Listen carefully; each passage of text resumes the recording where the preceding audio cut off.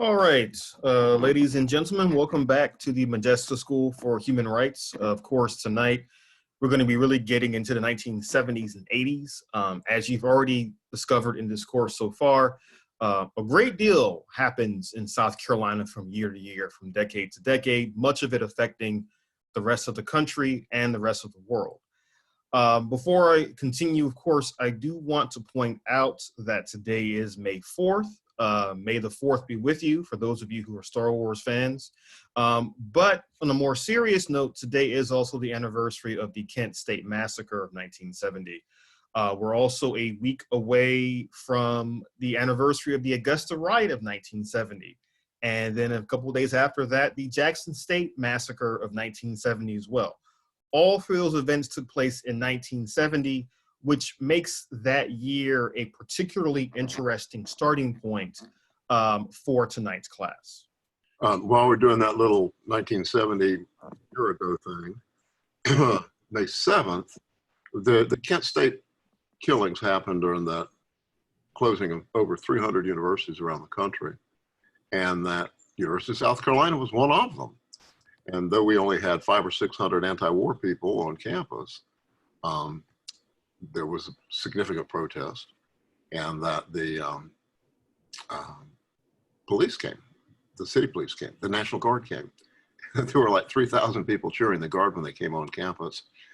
And that by May 7th, the police, the city police, were tear gassing Columbia dormitories, the university dormitories, indiscriminately, and beating people indiscriminately. And so it got to a point, really interesting point, where the fraternities were bragging about how many people they had arrested. And I mean, KA got, 45 arrested, and SAE got 63 arrested the night before. And they were taking people straight to the Department of Corrections Reception Center, shaving their heads, letting them go. So the cops would be able to identify the malfeasance the next day and beat them. So it was a nationwide uprising of mostly young people, mostly perturbed. There's the young white people perturbed about the war in Vietnam, and black people perturbed about the ongoing pressure in black communities around the country. We just finished burning a number of cities in 1968, you recall, killing Dr. King. So we'll have more time to chat on memory lane after Robert finishes his lesson. All right, and also Daniel has pointed out to me that tomorrow is actually Karl Marx's birthday. So again, May is a pretty interesting month in terms of thinking about thought and action on the left. Yes, thumbs up to you as well, Daniel. All right, so we've got a lot to cover, and actually we do have some special guests for tonight's class as well. I want to make sure they're introduced before we get started. Brett, do you want to introduce our guests for tonight as well? Sure.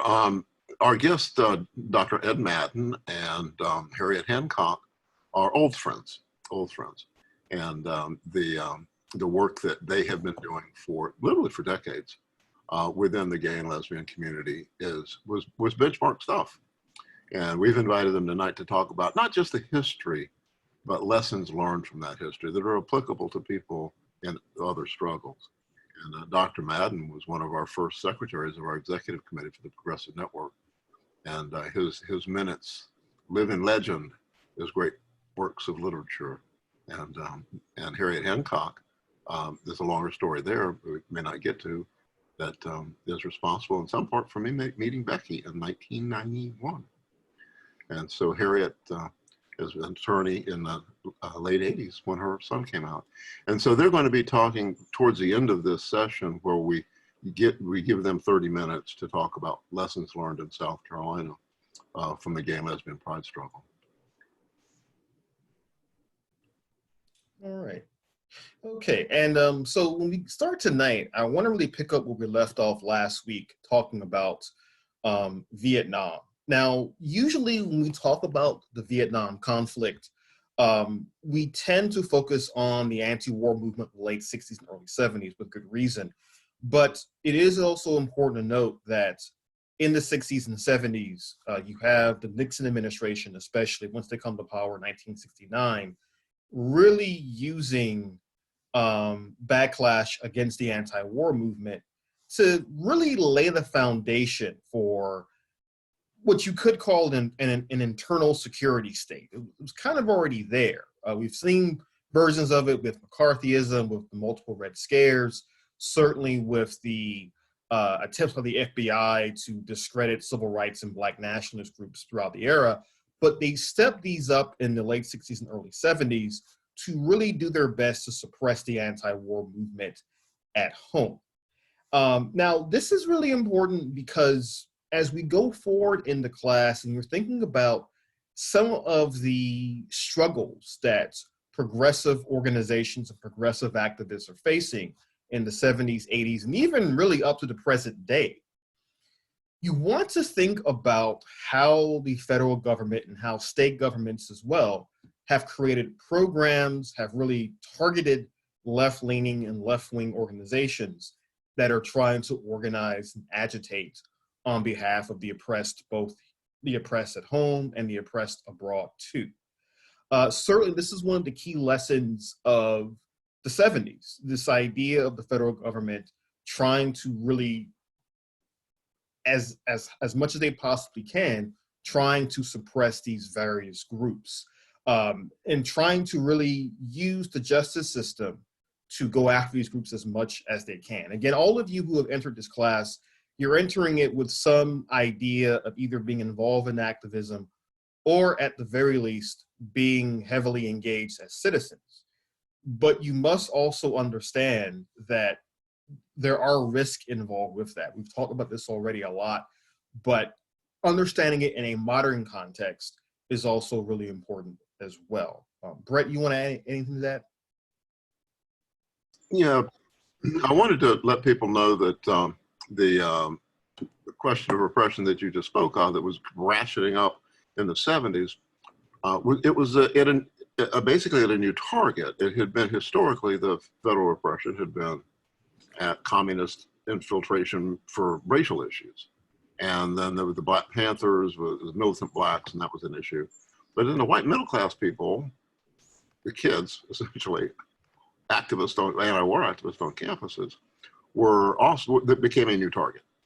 And that one of the things you'll find in doing political organizing is that the people that we're running into, I don't want to call them the enemy, some of them are maybe dupes, but the people that are oppressing us all read the same magazines. They're all members of the same club. And so in the 70s, this is when Richard Nixon passed the Law Enforcement Assistance Administration Act, and they're providing military-grade equipment to local police departments. And if you're in South Carolina, you damn well need some terrorists to get that money and apply for that grant. And so I was nominated to be the guy, the terrorist. And in 1970, it was in March. Yes, it was in March.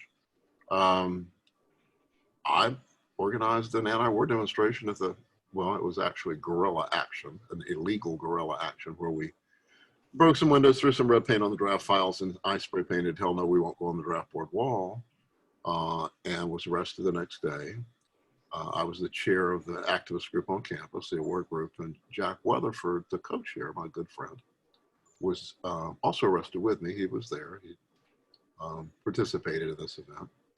And there were 4 people that went and did it, and that were arrested the next day during a Student Affairs Committee meeting in the Russell House to determine if AWARE, the local campus chapter of anti-war groups, and the former, the Southern Student Organizing Committee, which was an anti-segregationist organization I was working for, they arrested the chairs of the organization in a meeting to determine if the organization should have their charter revoked for not following the rules. The door flies open and comes slid, hauls the co-chairs out in handcuffs. Needless to say, there was a little bit of collaboration between the state police and the university, and it ended the organization on campus. And it was later that fall, in August, that I found out that my co-chair, when he was called as the first witness during my trial for malicious mischief for spray painting "Hell no, we won't go on the draft board wall," his first question was, "Mr. Weatherford, how long have you been an agent for the State Law Enforcement Division?" He said, "About 1.5 years. What was your job at SLED?" He said, "Watch Mr. Bursey." And that was a really mind-blowing event. This guy was a really good friend, and he was a cop. And I thought I was popular, and all these people were paid to be my friends. And so that was just a sample of the level of penetration. Our phones were bugged, our houses were tapped, we were followed. I may have, if somebody came to see me, the highway patrol, if we were driving down the road, the highway patrol would stop me for a routine license check, everybody out of the car, check driver's license, and 20 feet behind us would be my nemesis from SLED, leaning against his hood, grinning, watching, just taking roll, seeing who's there. And that type of stuff went on for a couple of years. And that the case for my being arrested with my co-defendant testifying against me, I got sentenced to 1.5 years in prison, spent nearly 2 years. And when I got out, we sued for having an agent of the prosecution in my defense camp. Went all the way to the US Supreme Court. We had oral arguments, and we lost, made bad law. And the ruling in the 1974 Supreme Court on Weatherford versus Bursey, because we won in the appeals court, won $100,000. And the state appealed and went to the Supreme Court. And the ruling now, and you should study at law school, is that the Constitution does not entitle you to private counsel, only adequate counsel. And you have to prove that the mere presence of an agent of the prosecution in your defense camp deprives you of adequate counsel, which you can't do. And so, well, that's a little home story about how deep and wide the penetration was. And they ran people. Another thing that's real important to understand is that when we have these events, the Orangeburg Massacre was 68, they just shot the black people. They killed 3 people, wounded 25, I believe. And a couple of years later, we have this thing at the university where the High Patrol is loaded for bear. These are the same people that killed people in Orangeburg. And I was already banned from campus, and so I wasn't in the Russell House. I was watching from my banned corner, the corner of Greene and Sumter. And the ground was littered with empty military grade boxes for double-aught buckshot, which, if you know, that is for killing very large mammals. And this was 41 kids arrested in the Russell House that they had reserved for a teach-in. And those kids were told, leave the state or go to jail. And they left. And the UFO coffee house, which was busted for being a public nuisance because it was an anti-war hangout, they arrested 5 people and charged them with keeping and maintaining a public nuisance that no one had ever gone to jail for, and gave them 5 years in prison. Leave the state, we'll drop the charges. And so there was a migration. Certainly, we had many migrations running people out of South Carolina, but this was one of middle-class white people. It was a brain drain of running out of the state, the smart people that took issue with the way they were running the government. And so that's something to have in your understanding, that these people can do all kinds of tricks when they're pushed. Are there any questions about that before we turn it back to Robert?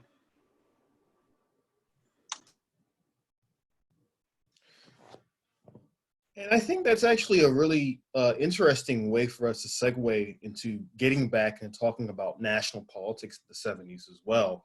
Now, last week, we spent a lot of time talking about this idea of a Southern strategy, right? The effort that you see beginning in 63 and 64, that's actually being pushed by folks from South Carolina. So you might recall, we talked about Roger Milliken, we talked about Strom Thurmond, their attempts to really, as some would say, Southernize the Republican Party. You see this come to fruition with Nixon in 68, but even the 70s, this idea of really making the Republican Party not just a conservative party, but one that is ardently opposed to civil rights and other progressive movements. You really see this come to bear in the 70s and 80s. This is actually part of our story for this evening. So I'm going to go ahead and share my screen really quickly, because I do want to point out a couple of characters who are actually important in the story. Now, as a quick aside, as a historian who studies the American South after World War II, I often use the term the New South to refer to the South in the 1970s, because many Southern politicians in the 70s were extolling the virtues of the South, saying, oh, the civil rights movement was actually a good thing. It actually redeemed the South. That's actually a term Jimmy Carter used when he was governor of Georgia in 1974. He actually said the civil rights movement redeemed both Black and white Southerners. If you want a really good laugh, by the way, I'll try to find this link after class is over tonight. Ebony Magazine actually published a series of interviews with Southern politicians in the 70s, around 1970 or 71. They sent out questionnaires to folks like George Wallace and Strom Thurmond. And both Wallace and Thurmond said, oh, we like Blacks the entire time. We're the biggest fans of Black people. It's all this stuff that happened in the 60s, that was all a terrible misunderstanding. But everything is absolutely fine right now in the 1970s. And as we all know, as members of the Modjeska School and people who are interested in activism, as we all know, racism in the South is a thing of the past, right? Not exactly.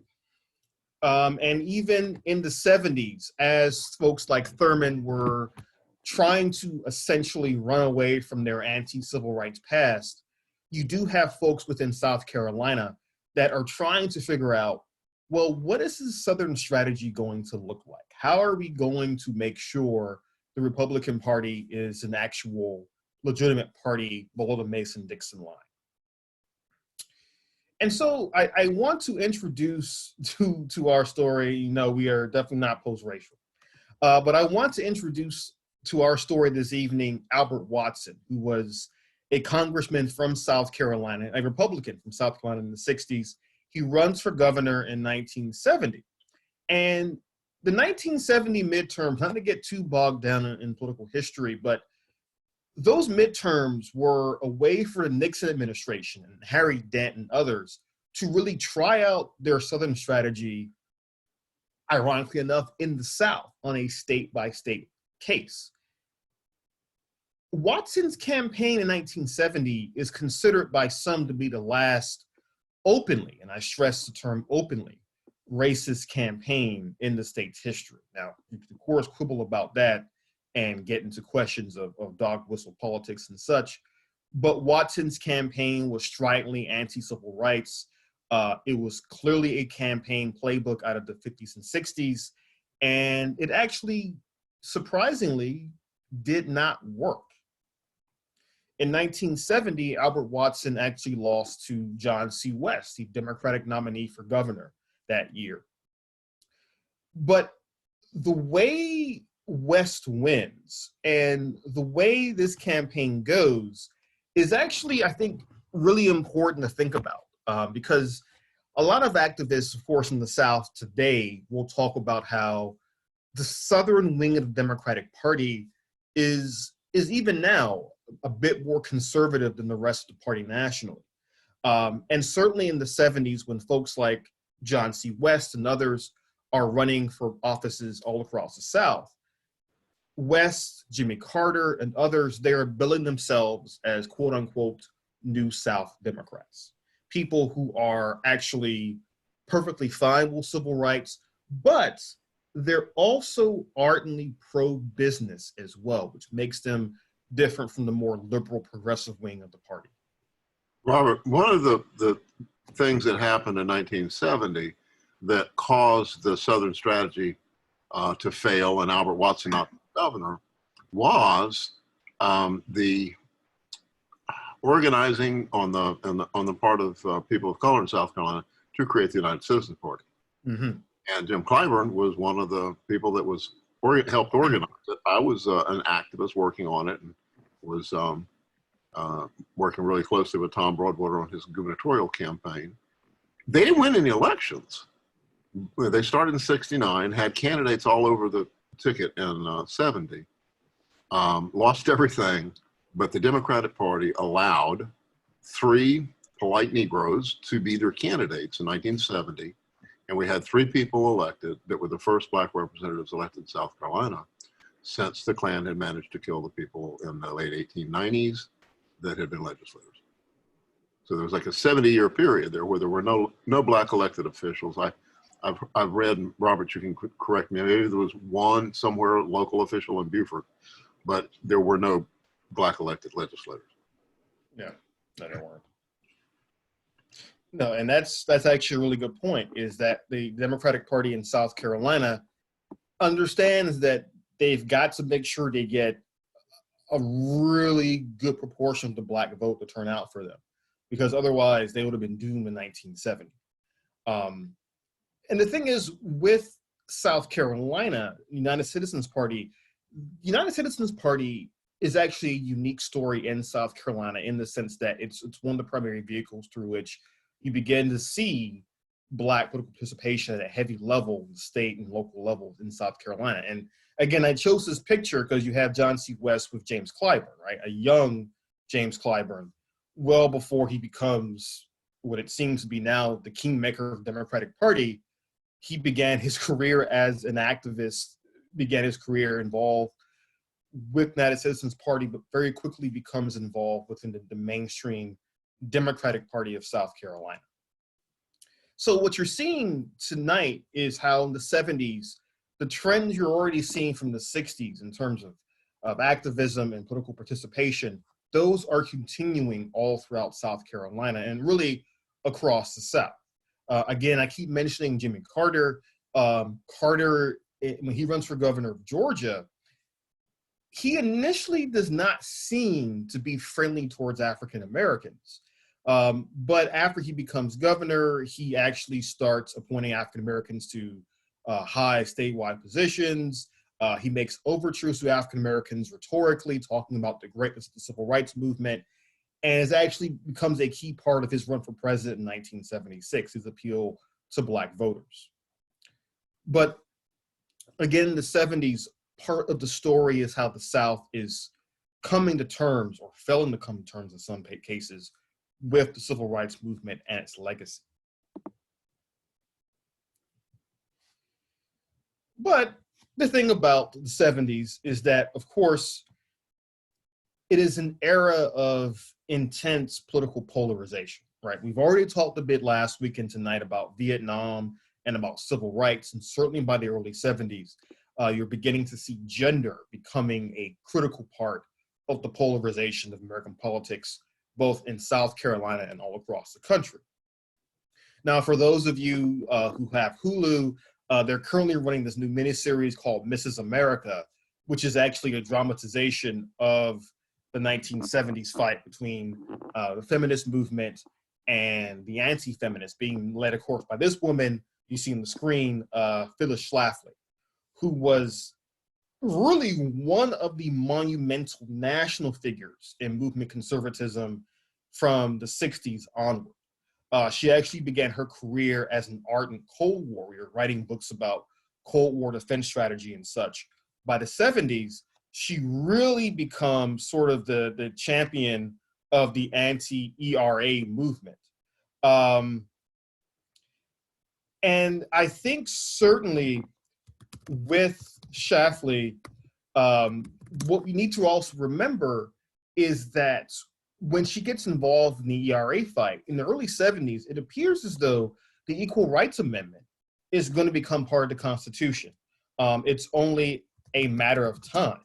So much so that if you go back to, say, 1970, 72, even folks like Strom Thurmond are speaking out in favor of the ERA. But what activists found is that support for the ERA was actually a lot softer than they realized, because the anti-ERA forces under Schlafly are able to mobilize fairly quickly, and it shows the power of conservatism in the country that they're able to do so. Now, in South Carolina, the State House passes the Equal Rights Amendment in the early 1970s. The State Senate, however, never really picks up the bill, basically tables it, and kind of keeps it there. Now, as you might recall from your constitutional lessons, or for those of you who've been older, you may have watched Schoolhouse Rock or what have you, but all of you know that to get an amendment in the Constitution, you have one of several ways, but one way has to be done. You have to get it through 2/3 of the state houses across the country. You have to get it through the House and the Senate as well. The thing is, the ERA basically already had 20 plus states by the 1970s. they were already pretty close to getting it passed. They had to get, memory serves, to about 37 states or so in order to get it passed. They're only like about 3 or 4 short. But they never get that far. As you can see on the screen, South Carolina was one of the 15 states that did not ratify the ERA. And part of the issue that they had that's worth pointing out is that the pro-ERA advocates said, give us a deadline until 1982 to get it done. They didn't get it done by 1982, and the momentum for the movement just stopped. Brett, you have something to add as well? Well, you may get there. Are you going to go there where South Carolina was poised to vote on it again this session? Oh, actually, no, I was not. I was going to actually point out that just this year, I think Virginia just went ahead and passed it. Yep. Yeah, and the kind of closeness to it, it made us feel involved, was that Cobb Hunter has had a bill to ratify the ERA in the legislature since she was elected in 1992. And we helped put on and support and turn out people for a press conference that she did this session, meaning since January, with Tom Davis, the Republican senator from Beaufort, who was supporting the bill. It was kind of a big deal for us. And that they only this year, there was only one state that would take it into law, where the Equal Rights Amendment would be law across the country. And so it was a race between between Virginia and South Carolina, which those who've been paying attention, including Gilda, realized that Virginia now having a dominance of Democrats in their legislature, Virginia was going to win the race.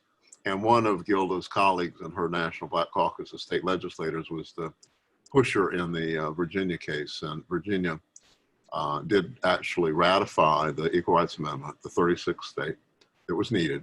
And so the Equal Rights Amendment has finally been ratified, and it never passed South Carolina. And I think what's interesting is this is the map of where the ERA has been ratified versus where it has not been ratified. And if you look at the map, well, you kind of notice a trend here of states that have ratified. And by the way, for those of you who might be looking at the map and wondering about the light blue states, those states ratified the ERA and then voted to basically not ratify it. And there's actually a serious legal question about that, because the Constitution doesn't really specify if a state ratifies an amendment and then rescinds the ratification, if the rescinding of that ratification actually counts or not. That's actually been a debate for decades now. But what I think we should draw from this, and it's important to note, as you're reading on the study guide mentions, the thing about the ERA fight in the South is that it also became connected very much to the fight over civil rights in the 60s. And so in the 70s, you have in South Carolina folks like Modjeska Simkins getting involved in the ERA ratification fight as well. And in 1977, the supporters of the ERA host a national convention in Houston to really show the strength of the movement, but really to get the movement back on track. By 1977, they had approached a breaking point. And actually, Phyllis Schlafly hosted a counter convention at the same exact time, designed to really show that the anti-ERA forces were gaining strength and momentum. The thing about that 1977 convention in Houston, the International Women's Year Convention, is that South Carolina is one of the few southern states to send a multiracial delegation to Houston for the event.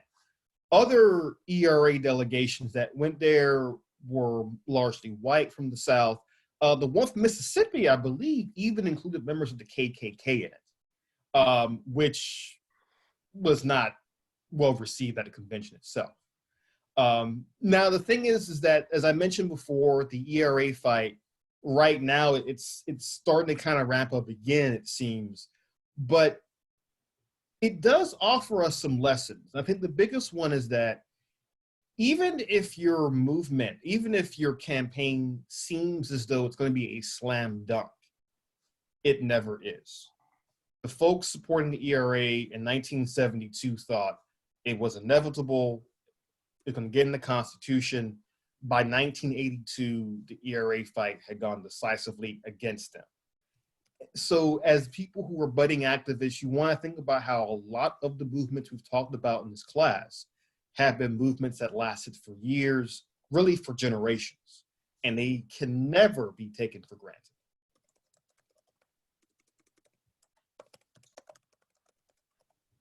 Any questions before we move on? Dr. Greene, is there a legitimate legal argument that a state's vote to ratify an amendment can be rescinded? And if that vote can be rescinded, then cannot a state's ratification of the Constitution itself be rescinded? See, that's the exact conundrum people are talking about. And if you speak to the vast majority of constitutional legal scholars, they will tell you, no, you really can't rescind an amendment. So, for example, if you go back to 1870, there were states that tried to rescind their support for the 15th Amendment to the Constitution, granting Black men the right to vote. Several states actually did that, and Congress basically ignored that and said, no, you already voted on it. It's in the Constitution. It's too late now. In terms of legality, for the most part, most constitutional scholars will tell you, no, it's not really legal. Because again, the Constitution itself, there's no mechanism in it saying you can rescind your support for an amendment. Now, you can go back and rescind entire amendments if enough states get on board. But in terms of individual states saying, no, we don't support it, not really. That's a separate can of worms that most legal scholars, with the ERA, for example, will say just not possible. Yeah, I would agree, Robert, that my understanding is that to be able to rescind would be a variation of the Calhoun nullification notion, that you can simply, a state can decide to dissolve something, and that would go against the framework. I guess the broader question, however, that has not yet been settled is, to what degree is there a time limit or not with regards to the ratification of the ERA? And so I think we're waiting in fact for some jurisdictable issues from courts on that regard. But yeah. Yeah, see that is I'm glad you mentioned that, because that's another big question about the ERA in particular, because the people who pushed the ERA, they set the 1982 deadline, but when they passed that deadline, some folks said, well, no, like there's nothing in the Constitution saying an amendment has to get passed by a certain point. I'll give you an example of this. The 27th Amendment of the Constitution, the most recent one, was ratified in 1992. That one basically says members of Congress who vote on a pay raise for members of Congress cannot receive that pay raise until the next session of Congress. That amendment has been basically on the books awaiting ratification since 1789 or so. And in fact, what was funny about that amendment was that it was a college student writing about it in the 70s in, like, I think, the University of Texas, who wrote about it in the paper. The local congressman found out about it, and it came back to the floor and got voted and passed 1992. That was almost over 200 years. So theoretically, an amendment can just stay out there in the ether until enough states say, okay, let's go ahead and support it. So there have been amendments, and this is not a constitutional law class, but there have been numerous amendments that have been, put up for possible ratification that are just out there waiting. But there's no legal framework to say they cannot be passed. The ERA is a bit different because that was the only time a group actually came out and said, let's pass it by this deadline, which was actually probably a big mistake on their part. But that's giving you a sense of what's going on at the macro level. Again, in the 70s, I do want to push this idea that activist movements in the 70s are pushing up against a wide number of battles. You're seeing the rise of the environmental movement. You're seeing the rise of, within that, the anti-nuclear movement. You're seeing the rise of the anti-apartheid movement, the movement against apartheid, the system of segregation and racism in South Africa arising as well. And so in the 70s, you're seeing a wide number of groups coming to the fore, being inspired by the earlier civil rights movement, being inspired by the women's rights movement. And in South Carolina in particular, you see these varieties of activism really coming together via the Grassroots Organizing Workshop, or GROW, which was actually founded in 1974. Now, Brett, did you want to ask something about GROW and your involvement with that? Yeah, yeah, I think that's a good segue there. That I do want to mention to people that want to know more about what happened in South Carolina, the Equal Rights Amendment, that Becky's book about Modjeska has good stuff in there about the convention that was held in the Townhouse Hotel in Columbia to promote the ratification in South Carolina. And Modjeska participated, and she was a very valuable ally as a Black woman. It was pretty much a white middle class movement. And Modjeska did get involved and went to the meeting in Houston that was in 76, I think it was, Robert. And so there's more in Becky's book that's online under booklets that are at the Modjeska School site. But we're now ready to talk about GROW.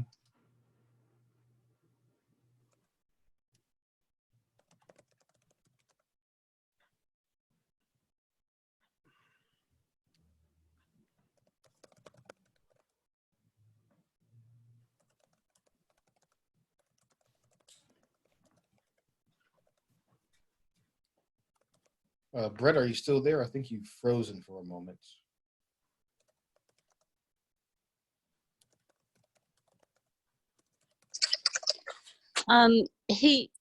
This is Becky. He was saying that his batteries were low earlier. Let me go check on. Hold on. Brett? You're frozen. Dr. Greene, can I just use this quick space to ask a quick question? Oh, sure. Go right ahead. So I don't know if you could talk about this with GROW or if it comes up or not, but a quick question about the Combahee River Collective. Mm-hmm. Do you know if anyone from South Carolina was actually in that collective, given it was, its purpose, or was that more of a Northern coalition using a Southern name and statement to sort of generate support for its cause? As far as I know, so before I answer the questions, for those who don't know, the Combahee River Collective was a group of African-American women, I think including lesbians and all of them who were on the socialist left for the most part, who came together to really construct this critique of feminism and American society. They were really trying to get at this idea of what we now call intersectionality. And Dr. Hale has left a link in the comment section about the Combahee River Collective. But in terms of people from the South being a part of the collective, as memory serves, I do not believe anyone from South Carolina was in it. They utilized the name because it was an homage to Harriet Tubman and her Combahee River raid in 1863. During the Civil War, Tubman led a group of Union soldiers to liberate hundreds of slaves on the Combahee River in South Carolina. You actually see that at the end of the movie Harriet. You've seen that movie. That's what they're portraying in the film. But in terms of the Combahee River Collective, they actually chose that name on purpose. They were trying to make it clear that they were within this Black feminist tradition that was also very much intersectional. And they felt that Combahee River was symbolic of both the actions their ancestors had taken, but also symbolic of what they felt had to be done in terms of taking a more intersectional aspect on how race, class, and gender all come together. But that is an important question, because it does again raise the question of how we remember some of these events and how they're important. I see Cecil also has a question about the amendments in the 1982 deadline with the ERA. So it was not written into the amendment text, that actual deadline. What happened though was essentially in the early 70s, the pro-ERA forces had most of the national momentum on their side. However, they felt that they had to make some sort of concession to say, okay, We understand there was growing anti-ERA sentiment. Let's go ahead and get this amendment passed as quickly as we can.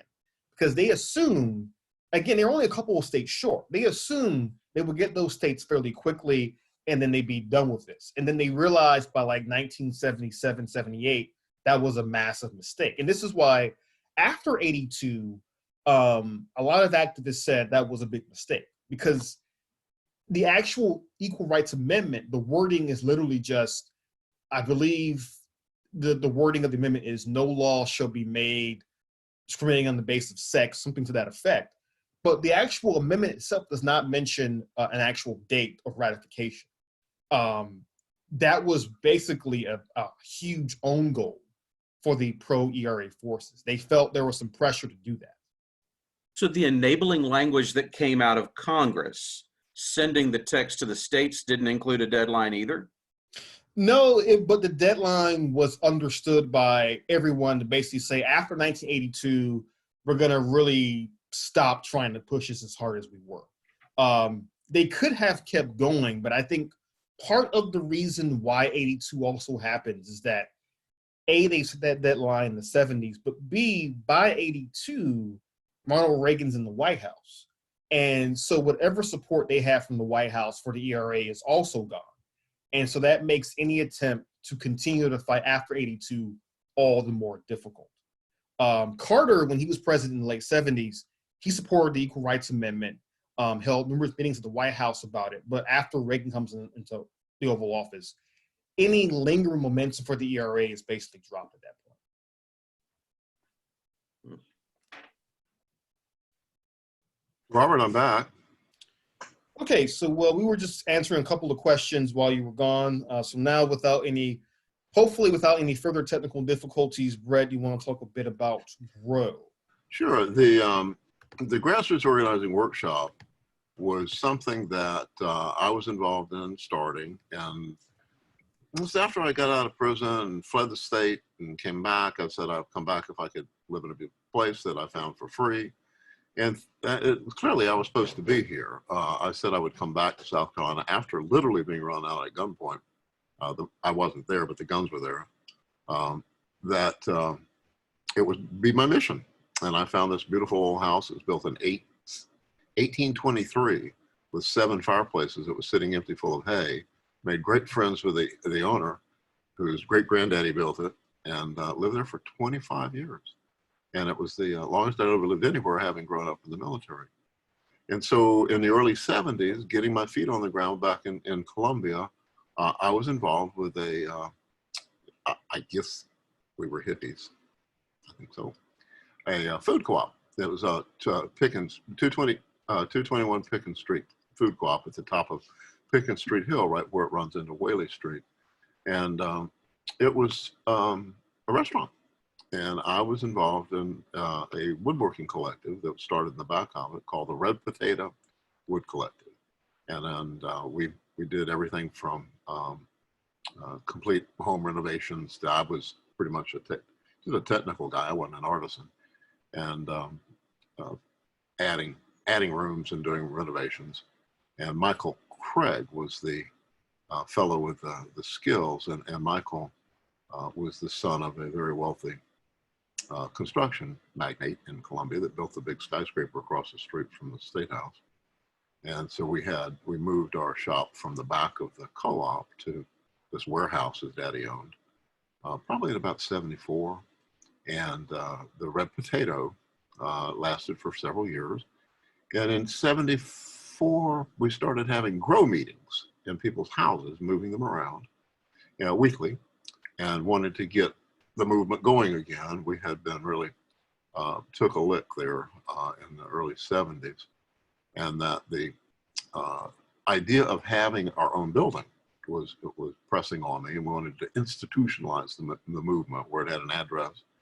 And I found an old building in Olympia that we rented in 1977, and the roof leaked, and the guy let us stay there for a couple of years for just fixing the roof. And it was an old 2-story building that had, it used to be, here it is on your screen, that's the GROW building. And downstairs, to support it initially, we started a cafe. And there had been a honky tonk downstairs. It was called Nadine's, of all things. And the local folks, the mill hands, used to come in and point at the bullet holes in the wall where they used to have gunfights. And upstairs were the offices, and we had the grow offices upstairs. And in 1978, we started the Natural Guard Fund as our 501c3. And so I've been the director of the C3 now for however long ago, 78 was, a long time. And that the initial work that we were doing was pretty much, well, not pretty much, it was definitely multiracial, multi-issue, because there was nobody else doing much. And we did work, and Modjeska at that point was a mentor for GROW. She was our board advisor, and she would come and hold court, and I would visit her with great frequency. And I had met her opening the account for the GROW, or maybe the Red Potato, in about 75 at Victory Savings Bank, where she was a teller at the little bank extension on Hardin Street across from Allen University. And so Modjeska was a fixture. And we had at that point, I'm working with people that I had known in the civil rights movement, that I had known and had great struggles in the trenches of the anti-war movement with. And so we had a cadre of activists that were experienced when we started GROW.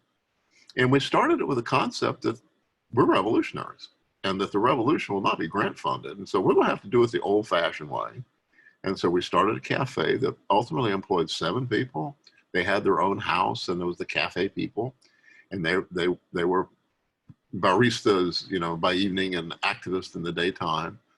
Ray Permenter, one of our cafe people, was one of the first gay organizers that I'm aware of in Columbia. And we had started the first food bank here, and that we're doing work with the community. Here's a picture of Judge Glenn Davis, who's the magistrate out in Bluff.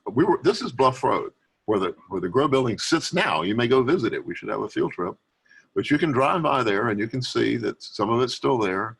There's a mural of the Incredible Hulk smashing through the wall there that Richard Lane, a wonderful artist that drew our monthly calendars for us, and he passed away a good number of years ago.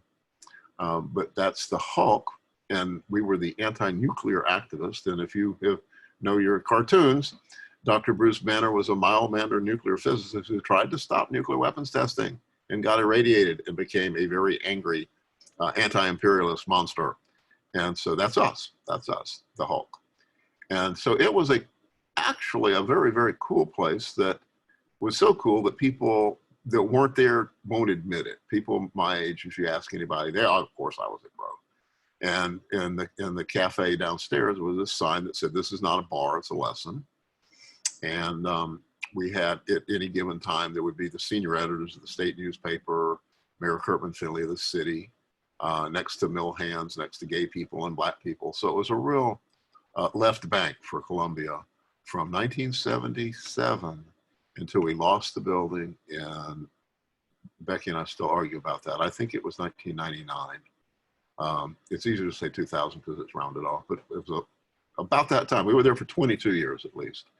And during the time that we were there, there's not a very good list of all the stuff we did, but this Natural Guard that we started was focused on the environment.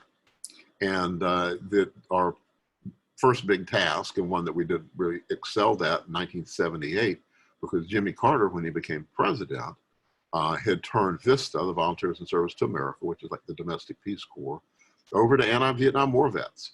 And there was money flowing into nonprofit organizations like us to not feed hungry people, but to stop hunger.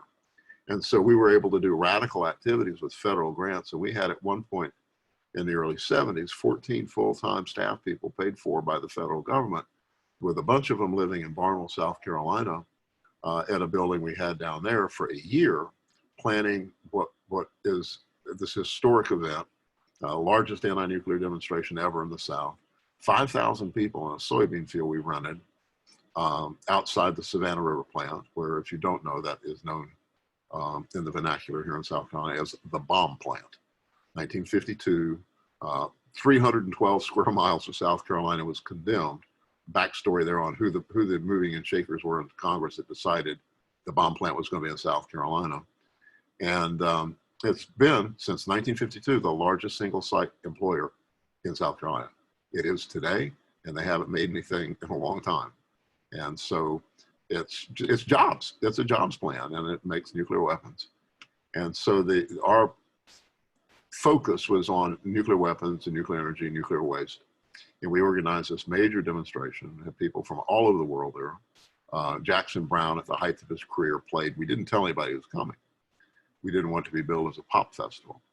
And so that went on. The National Guard went on to be to host nationwide activities at nuclear reactors all over the country. And it ended with a Madison Square Garden concert that Jackson Browne had called the building and asked if he could use the name that one of our staff people had started a musicians group called Musicians United for Safe Energy, Muse. And so the Muse concert in Manhattan, we were there in a prelude to it and helped organize. And so we were swimming in pretty swift waters nationally, working with the founders of Greenpeace and other stellar people. I went to an event that up there during the planning of it, and they took me to a nightclub where it was the after cast show of Saturday Night Live. And I had no idea who they were. They didn't broadcast that in South Carolina. It was later I figured out who these people were, John Belushi and Chevy Chase and all those. But GROW was a mover and shaker in a number of arenas. We started a print shop in 1981, Harbinger Publications, that Becky and I still do print work to subsidize our meager salary. We started a newspaper, Point, in 1991. And there was a Point picture in here somewhere. There's Point. And Point, we printed 111 issues. Early in the game, we had started out as theoretically as a commercial publication that lasted a couple of, well, it didn't even really get off the ground. Turned it into a nonprofit monthly, and it was statewide. We print 35,000 copies and either drive them or UPS them all over the state, distributed in Greenville, Charleston, South in Columbia. And terrific writing, terrific cartoonist and artist. This is an original drawing by an old fellow that was our cartoonist. Parody of Dr. Strangelove with Strom Thurmond writing the bomb down to the bomb plant. And so this paper was started to help build a statewide movement, to help unify the work that we'd been doing at GROW since the mid-70s.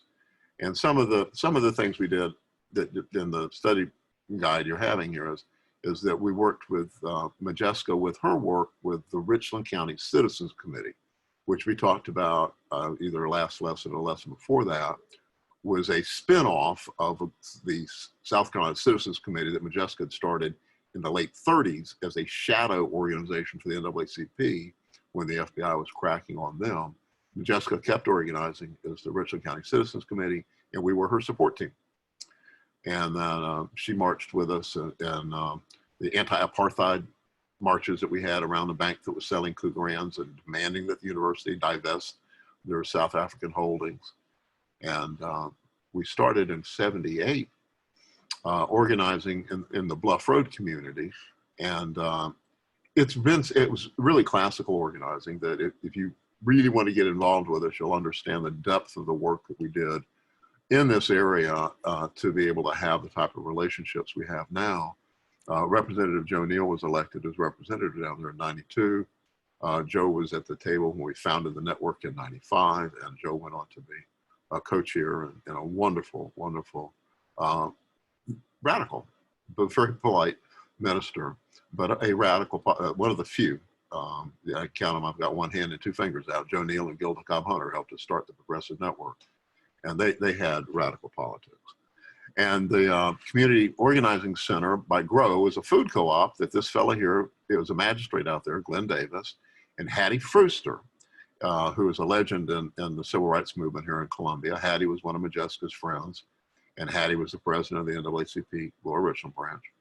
And Hattie's children in 1963 were the first Black kids that integrated 3 schools in one day, elementary school, a middle school, and a high school. And I'm still friends with the family. Ms. Frister passed away, I think it was April a year ago. And the food co-op, after 40 plus years, stopped when Hattie died. It went for 40 years. It was the first food co-op anywhere that got merchant status to be able to take food stamps, put them in the bank, cash the food stamps, take the money to the farmer's market, and triple their income. We tried to do that with the housing authority in Columbia, and the guy that was in charge of it was a retired military colonel, and he said that would be socialism to help these people. I never could understand his line on that. The Greensboro Massacre, Lewis Pitts couldn't be with us tonight, but Lewis, an old-time comrade of mine who lived at that old house, and we would run to law school together, but I chose a more honorable path and went to prison. Lewis was a lawyer for the Communist Workers' Party people in Greenville that were killed in what's referred to as the Greensboro Massacre in 1979. There's some clips here where you can watch films about it. And it was something that didn't get much national publicity, but we had relationships with the Communist Workers' Party before, during and after the killings. And we being GROW, were critical of these people for calling a death to the Klan rally and being killed by the Klan. We were Southerners and are Southerners, and a lot of these folks weren't. And the people that were killed, it was a really amazing group of people. That the 5 people that were killed during the Greensboro Massacre were union leaders. They were open communists that had been elected in 2 different textile mills in North Carolina as union presidents by redneck people because they really stuck up for the working people. So it was really threatening to the people with the money. And the people with the money also have really good relationships with the people with the power and the guns. And so it was through the law cases that went on after the shooters, the Klan and the Nazis, pulled into this demonstration in front of TV cameras, got out and killed 5 people. The 5 people they killed, we found out during the civil trial and the discovery for it, that Lewis Pitts was the lead attorney. They being the Klan and Nazis, had been given photographs by the Alcohol, Tobacco, and Firearms Agency, which is a federal agency, gave the killers photographs of the people they wanted dead. So this is a genuine, proven death squad operating in the streets of Carolina.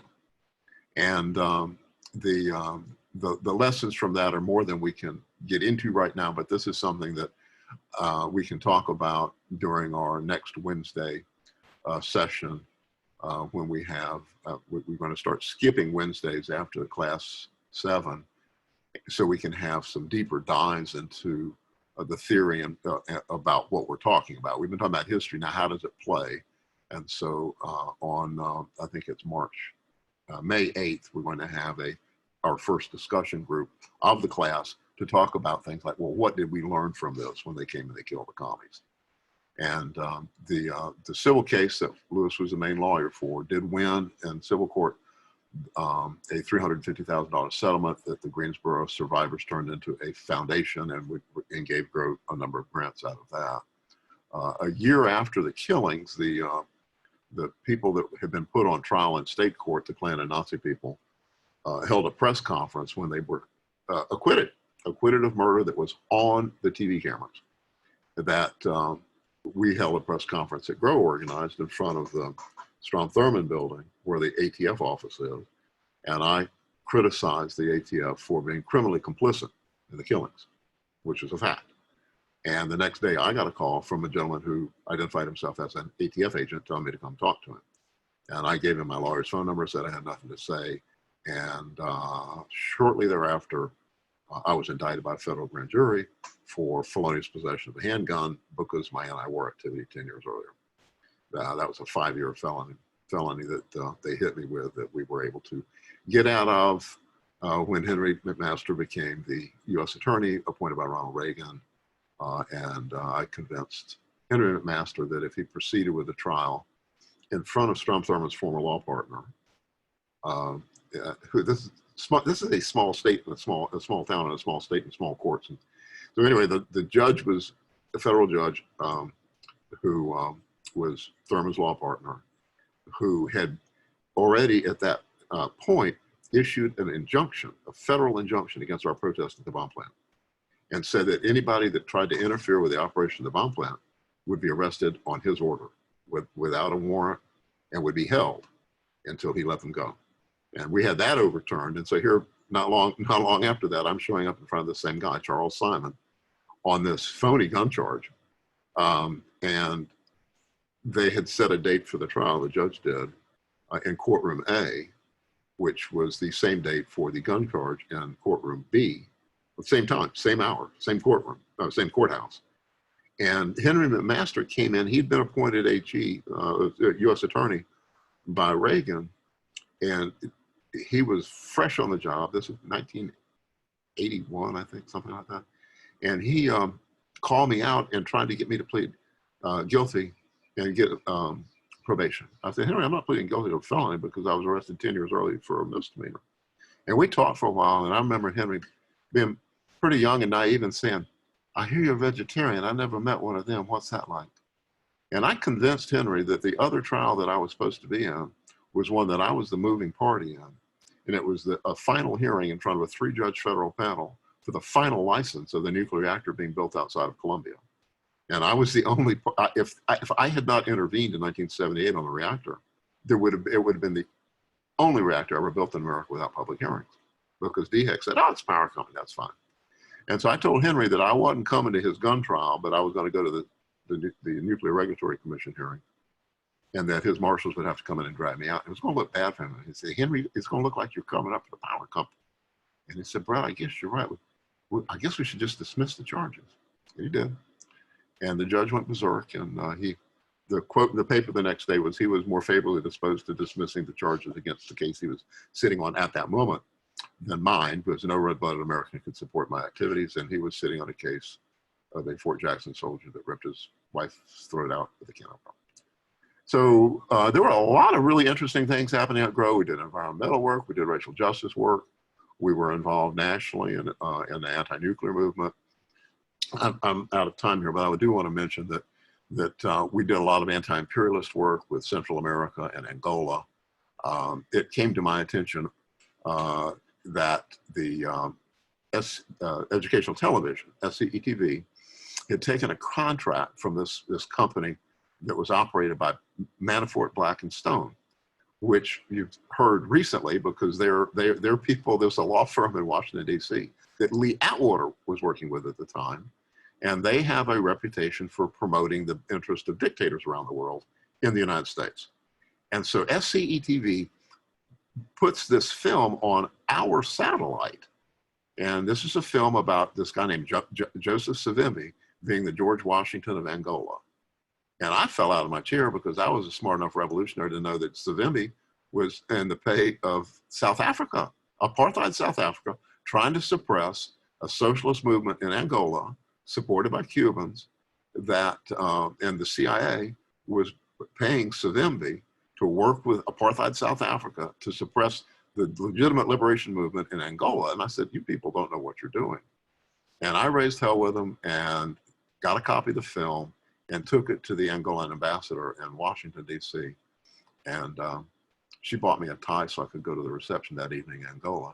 So the work that we did over the decades and GROW prepared us in many ways to be able to launch the Progressive Network after the 1994 election of the Christian Coalition. The Christian Coalition is literally elected, that the House and the governor's office, everybody that won, the Republicans took the House and the governor's office, and all the winners had to sign a pledge for the Christian Coalition. And so South Carolina at that point was and still remains, I think, the only theocracy ever in South Carolina. And the point, I can't say enough about point, I don't have enough time to, but we were struggling newspaper when Becky Robbins brought an article that she couldn't get run where she was working at the Bar Association in 1991 because she'd written something about AIDS. And in 1991, and we're going to hear next from Ed Madden and Harriet Hancock about what was happening in 1991 and before that. And South Carolina was the only state that you couldn't get anonymous testing. If you went into the health department and you tested positive for HIV, they pick up a phone and call your school, your employer, and it's like not many people got tested. And so they wouldn't run the story where Becky was working, and so she brought it to us at the point. And we ran it. And the condition was that she'd be the editor, and she checked in 1991, and she still hadn't left. And so we really have been blessed by Becky's presence. And the hook there was that Harriet Hancock was somebody that Becky had interviewed working on her story that wouldn't be run except in point. And so at that point, Robert, I'm going to take any questions about GROW. There's a lot more to talk about, but we can do that later because we want to get to the struggle for LGBT rights in South Carolina. So is there any questions before we turn it over to Ed and Harriet? Hearing none. Dr. Greene, do you have anything to say before? Cecil, you waving your hand? I posted in the chat column. Can you share more details about this Christian Coalition pledge, and is there a copy of it? You know, I'm not even sure it was something that was written down. It was just something real clear that the endorsements were there, and that it was virtually imperative that Republicans, maybe not de jure, but de facto imperative that the Republicans be members of the Christian Coalition. And this is the same time that the Contract for America is being pushed in Washington. The Christian Coalition, though, grew out of Pat Robertson's 88 the 700 Club mailing list. So the Christian Coalition was up and running by 89 or 90, and the Contract with America was 94. That was Gingrich. Okay. Well, this was 94. This was the 94 election, so I may have my Christians wrong. But this is basically the Tea Party on Jesus. Right, right. And so you and I will get straight, so I'm straight on that later. Any other questions? Yeah, Brett, is there somewhere a log or documentation of all the lawsuits that GROW and or the Progressive Network have been involved in by case number and court and that sort of thing? Well, I'm glad you asked that question, Wes. We are sitting on a grant that we're hoping we get an extension for because of the pandemic from Richland County for another book that Becky is the authoress of on GROW. And we have some like 50 boxes of stuff from the archives and my pathetic memory. And so we are doing that. I mean, there are cases that we thought the peach farmers were lynchers for a while because we joined up with the Occupational Safety and Health Agency in California to stop the peach growers from using a chemical that they had banned. And so there's a lot there, and we'll get it to you, Wes. Hopefully we get our contract carried over, and if not, we're going to do a GROW book anyway. Any more questions? Robert, you want to say anything before we turn it over to Ed? Is Ed ready to go?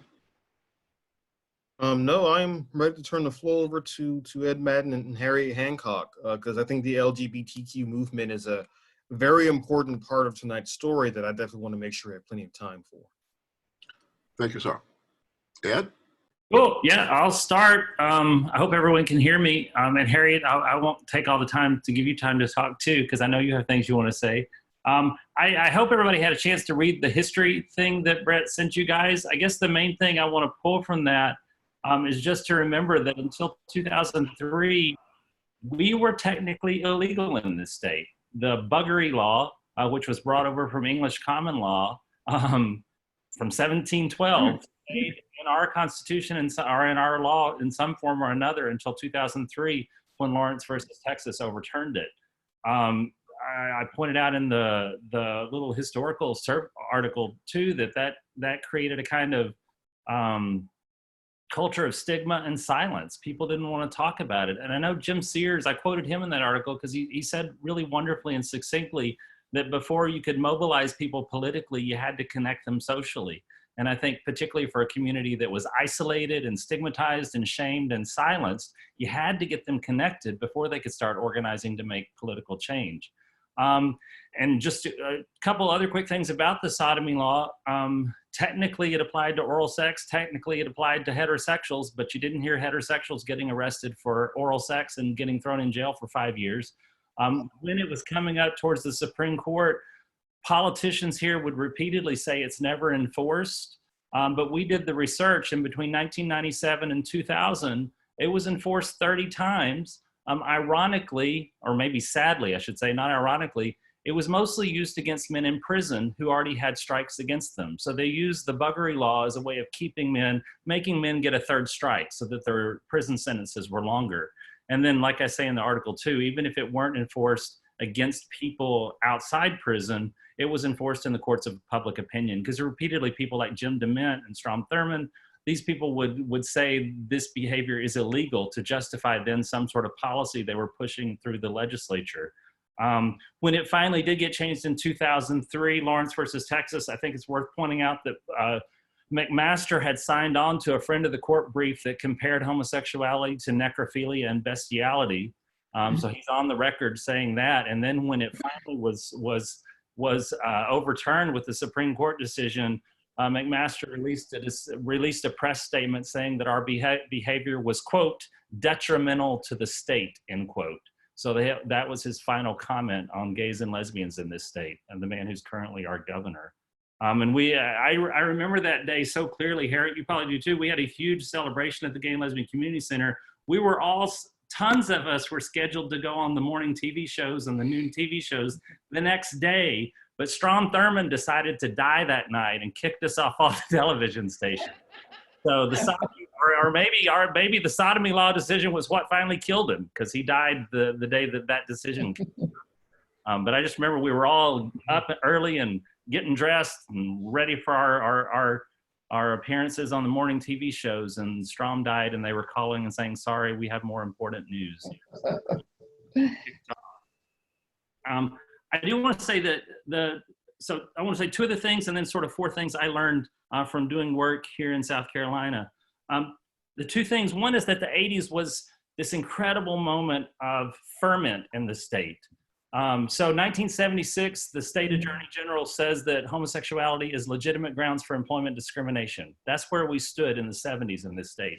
But 81, AIDS is diagnosed. 82, PFLAG is founded. 82, a bunch of students at USC sued to get a student organization recognized, and they take it to federal court, and they finally win in 83. 85, Palmetto AIDS Life Support Services is founded. And then I have a screenshot to show you guys. I actually think there are two extraordinary tipping points in South Carolina LGBT organizing. The first one is 1988 to 1990. 1988 is the moment that the South Carolina legislature starts beginning to use AIDS to criminalize and stigmatize gay and lesbian people.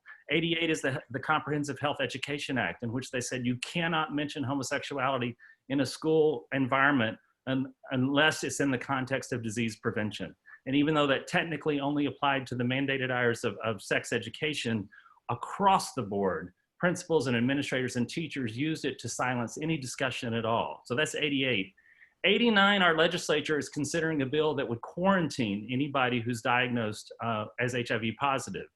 And ACT UP, I'm gonna see if I can share screen. Dr. Madden, before you do that, I want to take a minute to tell you, you've got more time. You're the last, your segment is the last this evening.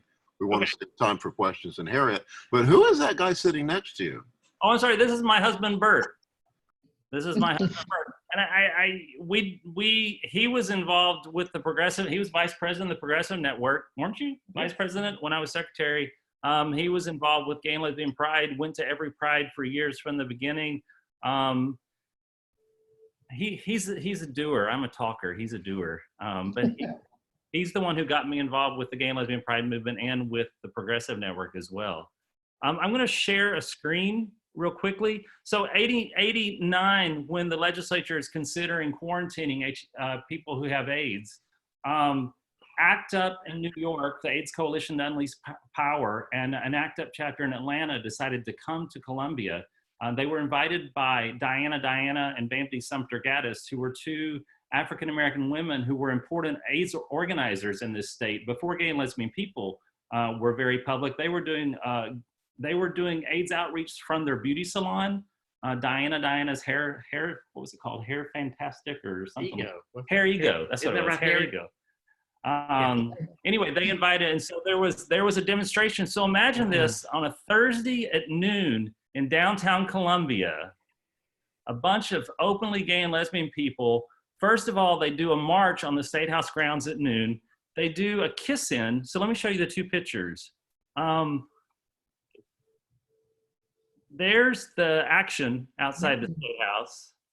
And then here's the kiss-in. And the kiss-in, whoops, share screen. The kiss-in was just to make the point that AIDS is not transmitted by casual contact. But this is happening on April 20th, Thursday, April 20th, on our State House grounds at noon. And then they went out into the street and did a die-in. So imagine, I mean, I just think this is stunning. People going into the street there at Main and Gervais and having a die-in on the street and shutting down traffic. And over 40 people were arrested because of this. So that happens in April of 1989. Fall 89, people start getting together and saying, let's have a Pride March. Harriet was the main organizer of that. There had been private community picnics. So again, this idea that Jim Sears said that first you had to connect people socially before you could get them to organize politically. So there had been private community picnics. But Harriet went around at a picnic that fall with a clipboard and said, we're gonna have a Pride March, would you come? And Jim Blanton, she tells this story, Jim Blanton said, I'm not gonna come unless it's in public down Main Street. So the next year, 1990, was the first gay Pride March in South Carolina. And I wasn't here, but I love, there's a great picture that when they marched down Main Street to the Capitol, they rushed up the steps. And I just love that image that gay and lesbian people are literally claiming their space at the State House by rushing up those steps and standing there and having their picture taken. So anyway, that's what I consider the first tipping point here. The second one really is 2004 to 2006. 2004, all across the nation, conservative states are passing constitutional amendments prohibiting same-sex marriage or recognition of any kind of couples and families, same-sex couples and their families. It didn't happen to us here, but we knew it would. So 2005, we started organizing here. 2004, I should say, the South Carolina Gay and Lesbian Pride Movement started doing marriage equality actions. And among those actions, we took groups into the Richland County Courthouse Judicial Center and tried to register for licenses. And I remember the first year we did that, there were police all over the place because it had been announced on the news we were gonna do it. And we actually asked one of the police, what's going on? And he said, we're here to protect you from the bubbas. Like they were afraid that there would be some kind of violence because we were doing this. So we did that 2004. We actually staged, we had a table at the State Bridal Show in the Coger Center, which was fun, passing out candy and brochures for, we had created a brochure at the community center because a lesbian who had gone to a formal wear shop to have a tuxedo measured for her wedding was humiliated by the staffer there. And so we decided to create a brochure that said, if you're gonna get married, who will perform it, what florists won't care, what cake bakers won't care, which obviously still matters, what formal wear shops, all those kinds of things. So we were at the State Bridal Show passing those out as well. Anyway, that was 2004. 2005, we founded Rainbow Radio, which was the first gay and lesbian radio show in the state. And the whole point of that, we said, when the amendment comes, people are going to be talking about us. So it's time we start speaking up for ourselves. So that show lasted several years. And just a quick plug, this book, Out Loud, Rainbow Radio, is a collection of some of the best essays from the first 5 years. It also has the honor of being the book that the South Carolina legislature attacked in 2014 when it was used as the first year reading experience book at USC Upstate. And they called it pornography. I mean, the irony is that the first essay is by a 14-year-old boy, Harriet's grandson, when he was 14, writing about what it is to have a gay uncle. So that's pornography to our state legislators. And just quickly as well say, if you're interested, this book, Southern Perspectives on the Queer Movement Committed to Home, edited by Sheila Morris, is actually the first, I would say, oral history of the gay and lesbian movement in this state. It's a bunch of essays and interviews with people who were involved in organizing from the beginning. So 2004 to 2006, we did incredible organizing, mostly because of the marriage amendment. And we told people, well, even if you don't agree with marriage, we are going to be talked about and visible in ways we have never been before. And this is a moment where we need to be part of the conversation. And we also had to think in very different ways, I think, about allies, about coalition building. Yeah, it was a difficult time, and yet just an incredible, I think, tipping point in terms of our visibility. And I should say really quick too about AIDS as a context in the 80s. I taught a gay and lesbian lit course this spring, and we actually got to the 2 weeks on AIDS literature as COVID hit. And my students did amazing papers pointing out the fact that Ronald Reagan never even mentioned the word AIDS until 12,000 people were dead. He never did anything effectively in terms of federal action until 24,000 people were dead. So my students were very conscious of these weird, not analogous things, but weird resonances in this moment when they were reading those texts. I just want to really quickly see if there was anything else I wanted to remember. No, that's really, 2004 to 2005, I mean, we did our first outreach at the state fair because we thought that we needed to be in a place where we could talk to people who wouldn't otherwise encounter gay and lesbian people. 2006, that amendment passed, of course, you know, and then it was overturned in November of 2015 and fully overturned in June of 2014, and then fully overturned in 2015 with the Obergefell Supreme Court decision. So, and just 4 things I learned, and then I'll turn it over to you, Harriet, and then maybe we can answer any questions you guys have. The first thing I learned is that our stories matter. And I don't mean that in the trite way that gay and lesbian activists say, that if you'll just come out, you change the world around you. Because actually it's researchers from South Carolina who determined that's not always true, particularly if you have homophobic families. I can attest to this. Just because you come out doesn't mean you're going to change the world around you. You will change your friends and your coworkers. Those are the 2 groups you will change. You will not change friends who are homophobic to the core, and you will not change resistant family members a lot of times as well. That's been shown in the research. But our stories matter because the one proven strategy that they found in all those state campaigns for marriage amendments were people going into public places and simply telling their stories, telling who they were, how they'd been together, what their families were like, those kinds of things. And I think also we have to do that because even if every gay and lesbian person and their parents and siblings voted for us in this state, that still wouldn't be enough people to win. We have to have allies, we have to have friends. So the second thing I wanted to say that I really learned was the importance of coalition building. I think we do a shitty job of coalition building, and I love the Progressive Network for helping us do it better. You know, I think in the gay and lesbian community, our approach to coalition building was to A, assume our natural allies are going to be there for us, natural allies. B, invite the leaders to our state banquets and stuff and get them to speak. Therefore, we're in some way building a coalition. And C, call on them to help us at the moment we need it. And what I learned through the Progressive Network, I love Cookie Washington used to say that if you want to build a network, you have to go to each other's parties. And so for her, the point was building these relationships along the way. You don't wait till the last minute to ask people to help you. You build relationships with people who are involved in similar or like-minded movements so that they can be there for you in the future. Yeah, I mean, like this is a really trite example, but I'm going to use it. I learned early on that the gay community is not a community. That's a fiction. We're a bunch of different communities. We're split up by all the racial and gendered and class divisions and religious and regional divisions that inflect this state.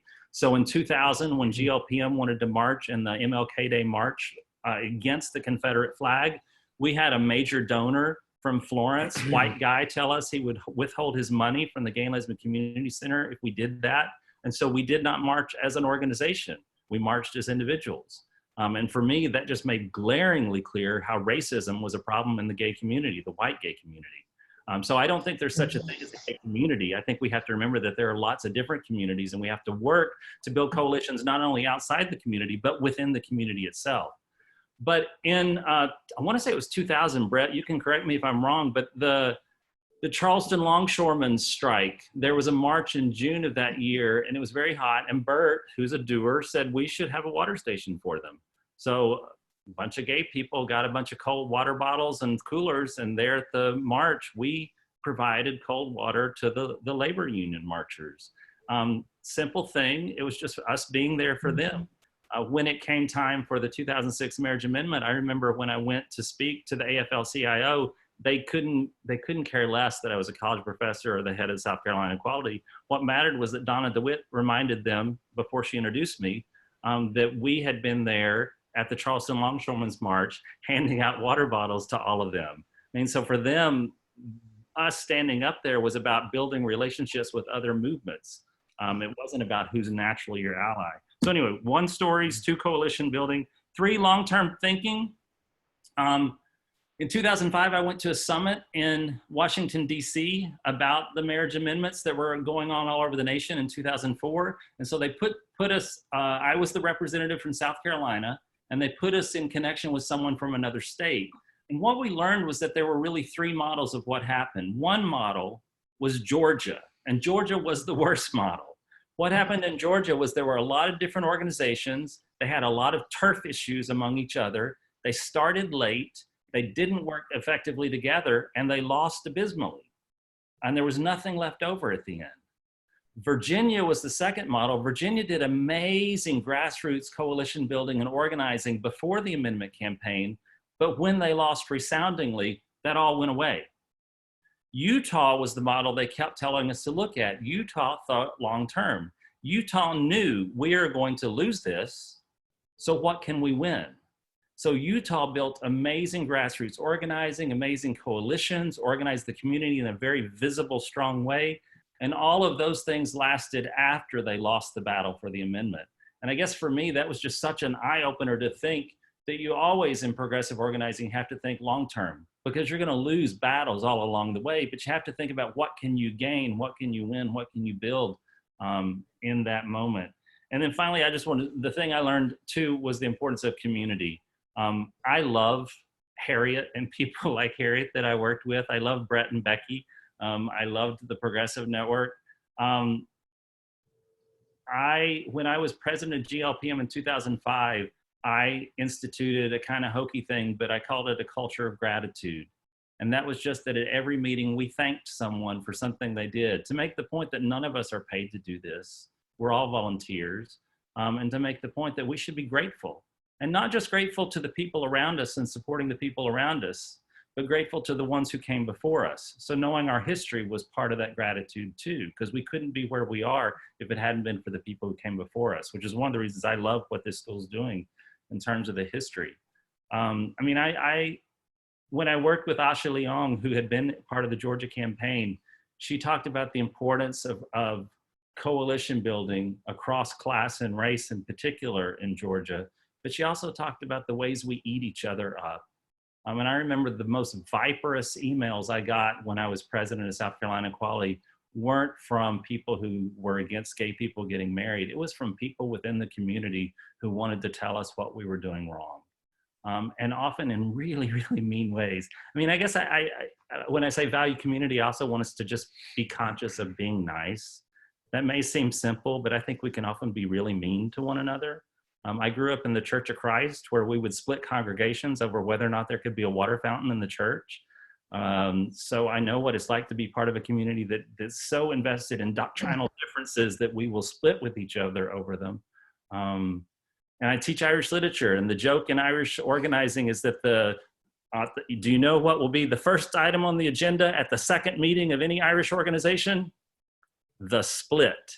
So I get this idea that we divide over minor differences, but I guess I want us to always be conscious of the ways that in fact, when we work through those differences, we actually become a better organization. So those are the 4 things I came away after 15 years of being in this stuff, that our stories matter, that you have to have long-term thinking, that you have to think about what real coalition building is. It's not just inviting the head of the AFL-CIO to speak at your banquet, it's doing something with them. And then finally, just the importance of taking care of one another and being grateful for one another. So that's me. I'm happy to answer questions, but I want to turn it over to Harriet. Okay, am I on? Yeah. First of all, you did a fantastic job, and I'm envious of your memory. At this stage of my life, I can't remember a whole lot, so you brought back some, really interesting points and things we've done together. I have to say that one of the highlights of my life is working with the people like you and Bert and, so many people, Becky and Brett. I wouldn't trade that for anything because I learned so much from everyone that I ever worked with. So it's really been, I think, a wonderful thing in my life.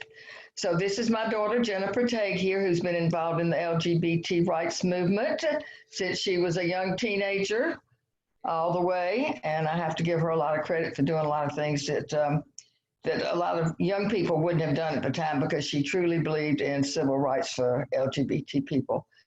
I'm involved in this work because I have a gay son who came out to me in 81, and I established a group called Parents, Families, and Friends of Lesbians and Gays in Columbia at that time. It was a pretty new organization, and PFLAG in Columbia, South Carolina was the first one in the South.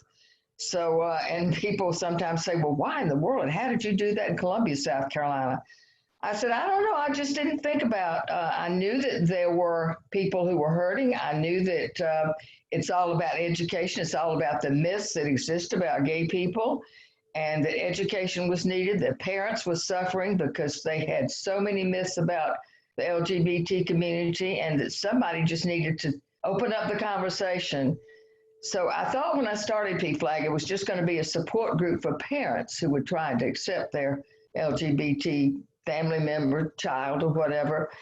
But I soon learned that it was very important for me to do outreach to the LGBTQ community because they needed a place where they could talk to people. They could meet another mother or father who might be accepting when their parents weren't accepting. So that was a big important part of PFLAG. Like I think most of us, when we joined it and started it, we just thought it was going to be this little support group.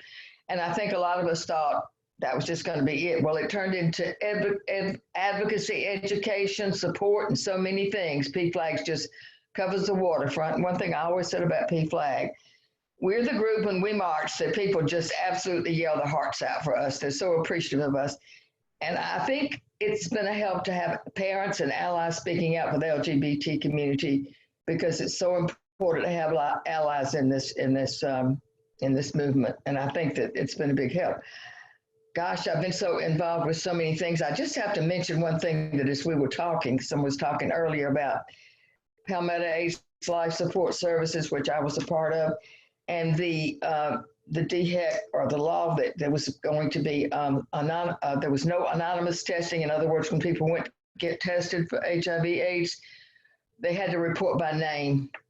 Well, we didn't believe in that because we didn't believe in confidentiality. Too many people were speaking out. There were too many things that were going on that, people's names were being out there. So working with PALS, they didn't many of them go anywhere in South Carolina to get tested. We sent them to Georgia and we sent them to North Carolina. Of course, DHEC didn't like that much, but that was our answer to it. If you don't want to get tested here, well, people just wouldn't get tested. So we said, you need to be tested. And here's the number of the place you can go in Georgia, and here's the number of the place you can go in when was PALS founded? North Carolina. PALS was founded in 1985. And, it's still going today. It's one of the few organizations that's still thriving, and I think still, helping a community that still needs help, and I hope everybody supports it. But it's a great organization. What else was I going to talk about? I can't remember now. Ed hit a lot of the points. One thing that he mentioned about the state fair, which I have to say, I was there several nights and we were handing out bracelets. And once the parents, like the kids would come up and get the bracelets and we would talk to them. Once the parents found out who we were, they would come back and throw the bracelets back at us. We got a warm reception. It was kind of mediocre. It just really depended on the day. But I remember that very clearly. Also, talking when Ed was mentioning about the first Pride March, which Mom did not go into, but that was a very, very scary time, if you think about it. My mom was getting death threats. We had the police snipers on top of buildings for the first Pride March.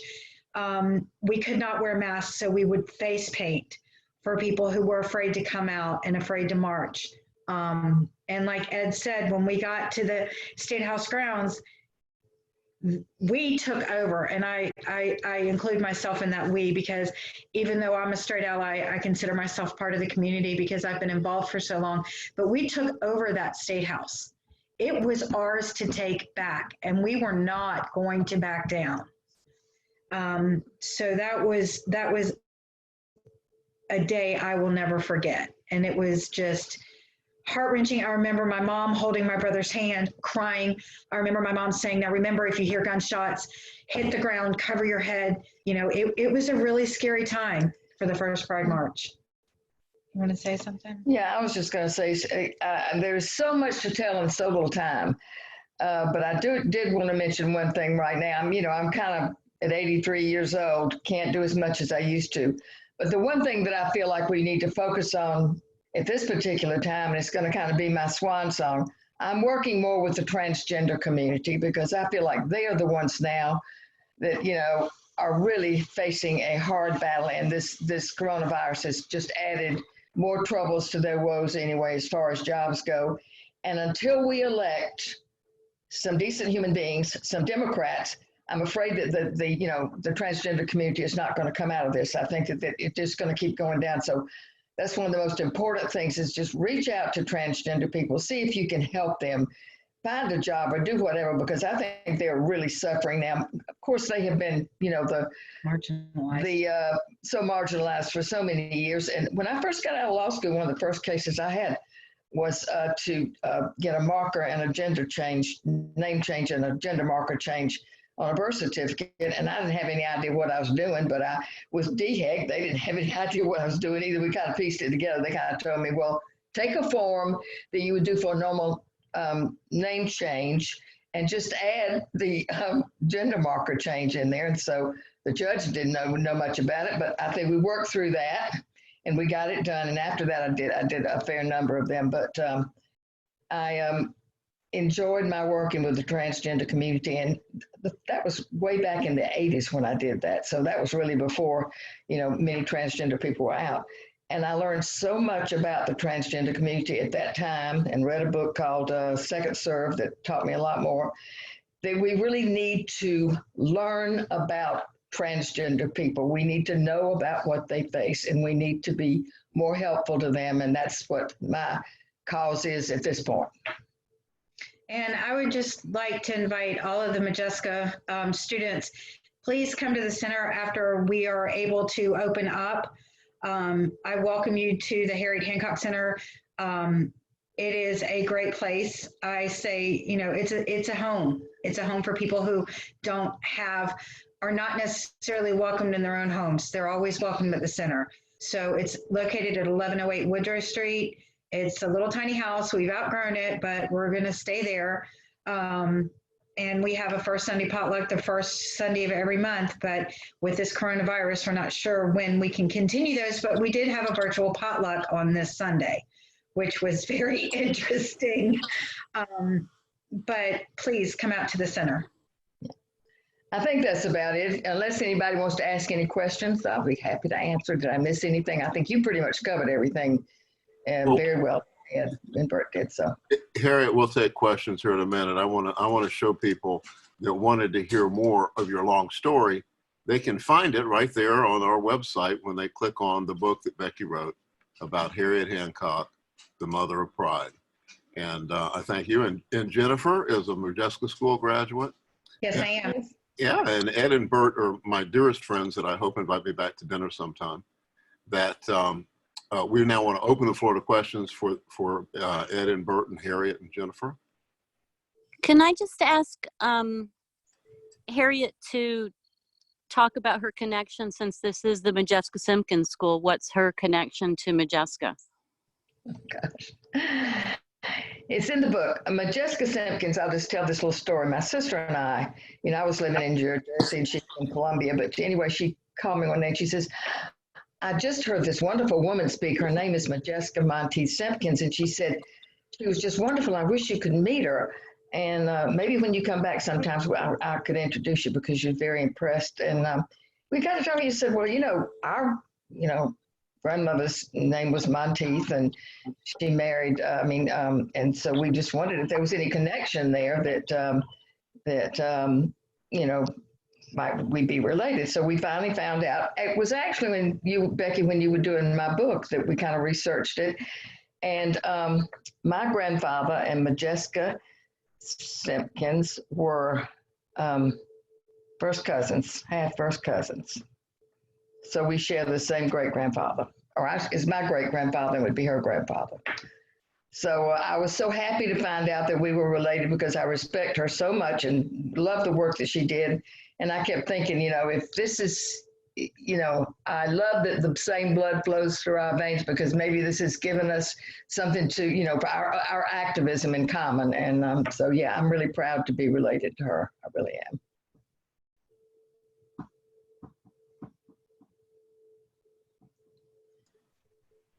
More questions? Well, I've got one. Ed, I want you and Bert, make Bert say something, to speak to what became clear in the doing that just because you're gay doesn't mean you're progressive. And the change, I think, is privilege was granted to basically white middle class gay people, that they were fulfilled. Speak to that about that kind of lack of class consciousness or the presence thereof within the gay movement over those decades that you talked about. Well, one time we were in Atlanta at a Creating Change conference. It's a big gay conference that happens every year. And all of a sudden there was the issue of this Georgia flag incorporating the Confederate flag. And there was a speaker that was on the agenda that afternoon and said, well, join me after this presentation. We're going down to this part where we're going to protest the Georgia flag. And so, of course, Bert and Ed were like, well, okay, we're in, we're going. And so anyway, we were quickly told that, wait a minute, the South Carolina folks might not be down with this because we got this letter. And it turned out that one of our board members had written a letter and basically saying this idea was wrong and we support the Confederate flag in South Carolina as the gay people. And so we were very surprised to learn about this at Creating Change conference. And the gentleman was also able to provide us a copy of the letter later. But we went to the protest anyway, of course. And so anyway, that will let you know this. And then we went back to our organization and made sure we revisited our, what was the bylaw? Communication bylaws about sending official letters to other national organizations or other states. And so anyway, a lot of people probably are familiar with, even in the gay issue, for instance, that you may have some pull apart from your organization if you want to take a role on transgender rights, for instance. But, we certainly saw it in the South Carolina gay community where we wanted to take a role, as Ed mentioned earlier, in different MLK marches and that sort of thing. But we luckily sorted out some of those differences among the board and maybe weeded out some people who were difficult. But I mean, Brett, you could probably speak to this. I just think this goes to the heart. I mean, there's two things going on here. One is this goes to the heart of coalition building and of being in. I think you're having Mandy Carter come later, but Mandy Carter, I love her phrase that she says, it's justice, not just us. And I think a lot of gay and lesbian people for a long time thought only in those terms, that their struggle for equality was somehow disconnected from other people's struggles for equality, struggles for a place at the table in this nation. And I think particularly for white, male, middle class, and let's go ahead and add cisgendered people who are part of the community, there's a way in which a lot of us, I'll say that, a lot of us are blind to the kind of privilege that comes with those ways of being in the world. Blind or uneducated. Yeah, but I mean, Bert's right. We were very surprised at that Atlanta organizing convention to have that happen. And for us as white men in the room from South Carolina to be told, oh no, you people aren't. We were labeled, yeah. But I will say, so for me, this was a real wake up call that just because you're gay doesn't mean you're progressive, and it's a real. So it's coalition building, but it's also just a real reminder that there really isn't a gay community. I mean, we all grew up in very different places with different families and churches and regions. And so all the things that divide this nation divide the gay and lesbian community. The only thing that unites us is that our sexual and romantic partners are someone of the same gender. I mean, now it's becoming a broader umbrella as we think of queer. It's I just think in the gay and lesbian community, we're having to work both to build coalitions with other groups, other organizations, but also to build better understanding in our own community about why that matters. I mean, I will say just before this came on, we were actually remarking about a guy who was very conservative and on our board ages ago, back in 2004, 2005, 2006. And he posts the most amazing things on Facebook now. And we're like, oh my God, 10 years ago, we never would have expected this from him. Well, we Yeah. People change. This name we could say. No. But people change. Yeah. And I think part of his change was being In a minute. Can I just jump in? trying to do things differently. I'd like to add something. South Carolina Gay and Lesbian Pride Movement, one of the first members of the Progressive Network, way back when it started. And that was not necessarily an easy thing to undertake too, because there were a lot of groups that came together that really had to get an education about the LGBT people. They came in, you know, a lot of, I don't say a lot, but some of them, you know, and their prejudices had to be addressed. And of course, everybody came along, but it wasn't easy at that time. I don't know if Becky and Brett will agree with me, but you know, there was a little difficulty there. No, there was a lot of difficulty there. I remember, and that the original the founding conference of the network in '95, which we'll get into more next meeting, at Penn Center, the issue of the inclusion of the gay community and their concerns was a hot item, and we pushed through. And I remember Ginger and Mac. You remember Ginger and Mac? Yeah, they were there. I couldn't. Crying about it. And P Flag was at the table. You were one of the original members, and Ginger and Mac were P Flag folk. And we stood up for oppression. You know, people resisting oppression. We're not going to qualify who's more oppressed.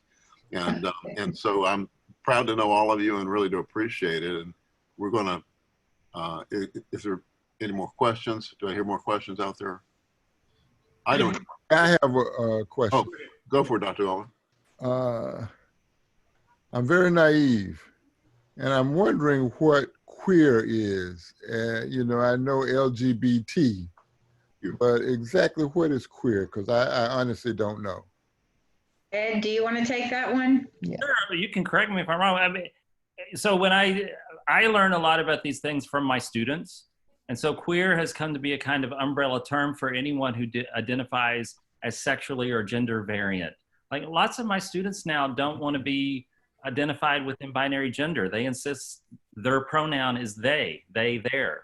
And so queer becomes this larger umbrella term to say that I don't fit within either the gender binary of male, female, or I don't fit within the sexual binary of homosexual, heterosexual. I identify as something queer, something different, something against whatever the gender and sexual norms of the society are. I think it operates now as a kind of easy umbrella term for anybody within that spectrum. But I think the original intent was really that kind of resistance to norms. And one of our dear friends would bridle it being called gay because he doesn't want to be with those white middle class guys. He's queer. That just makes a distinction for him in his class consciousness. He's a working class person. And so I'm sure that it's something that we use to separate ourselves from the people that we don't get along with. Well, the other thing I'd like to say about the word queer is the younger generation has now reclaimed that word, because if you talk to somebody that is LGBTQ, that is over a certain age, they will tell you that that was a derogatory term at one point in time. But the kids nowadays have decided, no, it's not. We're reclaiming this word, and this is how we're going to identify. Yeah, and just to speak to Jen's point, and it's really kind of fascinating to hear to hear this recounting, because I came into the state in 2003, and then by 2005 I was involved with South Carolina Black Gay Pride. So these movements build upon each other. But to extend on Dr. Goldman's point, these are ongoing discussions about people's self-determination, right, and self-identification. And so even within African-American communities, LGBTQ communities, the term same gender loving has been used at times, particularly among men and women of a certain age.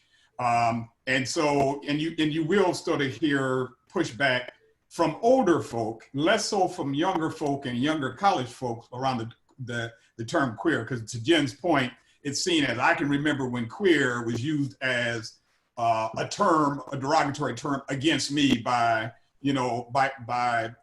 people in my community. So yeah, there are sort of generational divides, as well as Ed's has discussed, sort of these divides among communities from racial and ethnic and differing gendered backgrounds. Mm-hmm. Thank you, Dr. Shaw. Any more questions? Jen? I was just going to say, oh, I'm sorry, Jen. You're on. I was just going to say, it's such a great reminder, as both Ed and Harriet and everyone's been talking, that the reminder about coalitions within communities. In the Black community, we say, kin don't make you skin. So you may be Black, but you may have another agenda. And there's lots of conversations even about the upcoming election with regards to, within the Black community, who should we vote for, and different, the requirement of building community within communities is just really a big takeaway here. The history about PALS was one of the first organizations I began volunteering with when I moved here, and I didn't know the history, or don't recall, it's been so long ago, maybe I did, about the criminalization of those who were through AIDS testing and so on. So that was another significant point. So thank you both, all four of you, really, for the history and your dedication. May I just add a question out of curiosity, but then also just to sort of shed light on, I think we see a narrative developing in the United States where Stonewall in 1969 in New York, also largely so a northern white-based movement, is oftentimes credited with the start of a gay rights or LGBTQ rights movement. I was just curious because I'm struck about the stories I hear about the march in 1999 in the State House, where there's snipers and the incredible amount of intimidation that the state at least tried to put forth on the participants. How do you identify, or what do you identify as probably the, maybe the intellectual or historical precedent to the movement in South Carolina? Would you agree with the Stonewall narrative, or would you identify something else that was more inspirational? Actually, Harriet, you should answer that, because I'm not sure. I moved here in 1994, and I did the historical research for that piece. But I don't know. I mean, I think of that moment of 88 to 90 as being such a moment of visibility and movement, that what we know happened in the gay community in South Carolina and a lot of the South before that moment was really social organizing at the softball club level, the bar level, the drag culture level, that most of it in the South was around those kinds of social organizations that were not visible outside the community. That AIDS forced a kind of visibility. I mean, John D'Amelio, the historian, talks about leaping versus creeping. And I think South Carolina was different, that it was creeping a lot longer than other places in this nation. But suddenly in 1988, they had to leap forward because so much was happening and there was such hostility toward gay and lesbian people that the community had to organize to survive in the face of that. So I guess I am answering your question. I really think of that moment of the late 80s as the moment where South Carolina came to a kind of voice and visibility that it hadn't had before. Yeah, I kind of agree with that, because I want to give credit to the people who were way back. I'm talking about 60s and 70s. The movement has been in fits and starts, in South Carolina. People would try to organize, and if that was not that they were bad organizers or there was a lack of interest, the time was so terrible that you just couldn't, it was so hard that culture hadn't changed enough, that they just, for years and years, just started. I mean, and what was it, 82, that Tony Price, who was with the Gay Student Association at USC, had to bring the lawsuit to even get that as a recognized group at the university. So these people that came before, they laid some groundwork, but the time wasn't right for them. It's like everything has to come together at the right time. So it wasn't that I or people that I worked with or people that were in the movement were any better than the people that came before them. It was the time that was right. You know, when we're talking about and AIDS had so much to do with it. Closet doors were forced open. The community had to come together because we realized if we don't take care of ourselves, and when I say we, I identify with this community, who the hell is going to take care of us? Everybody, we asked for money to help support PALs, and doors were slammed in our face. There was a stigma that they didn't want to be involved in, and we were up against it, and it coalesced the LGBT community to say, enough is enough. We have to take care of our own. And we did take care of our own. And of course, the help came later, but if it hadn't been the LGBT community in the very beginning, I don't know where we would have been. There would have been a lot more deaths than there were. There were certainly a horrible number. Anyway, but that's just, but I agree with you. I think that was about the time, around 88, yeah. Well, I want to thank the Harriet and Jennifer, and then have, well, we've got one more item, but let's give them a hand. I don't know if you can see us clapping. You can't hear us clapping. Thank you. Can I just ask Harriet to mention Bill Edens for a moment, who was just a really special man, and I would just a minute, Harriet, if you would. Yes, I would. Bill Edens was a wonderful man. He owned a gay bar. He came from a family, you know, people in Columbia that were, you know, fairly wealthy and socially. And they are the party, the Edens are the people that started the Republican Party in South Carolina. And Bill Edens was a Republican. But I knew him because he helped me raise money when I started PFLAG. I wanted to go to the PFLAG National Conference in Denver, and he allowed me to come in his bar, and he had a little drag show fundraiser for me and raised money for me to go to Denver. We became best friends. I mean, I just love the man to death. And he became the first executive director, unpaid at first, of the Palmetto AIDS Life Support Services, which was founded in '85. And he just, of course, he immediately became a Democrat. What can I say? Reagan was enough for him.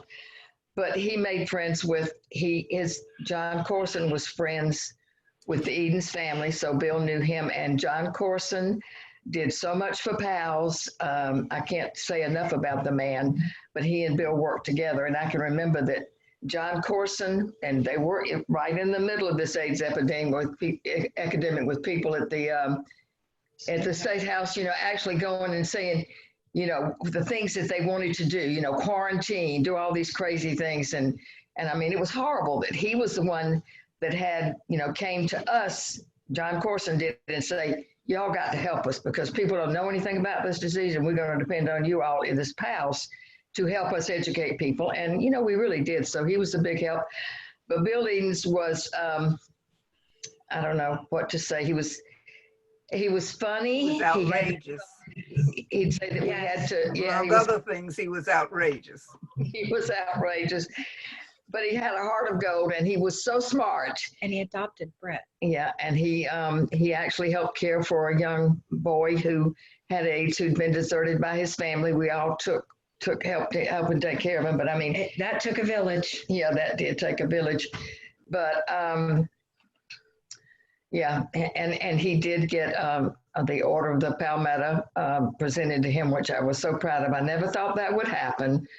But John Corson did that for him. So, but what can I say? Bill Edens was PALS. He had a way of getting the most out of people, and a lot of it was in joking. I mean, you know, you did your work. You were volunteers. Nobody got paid. We were facing the biggest.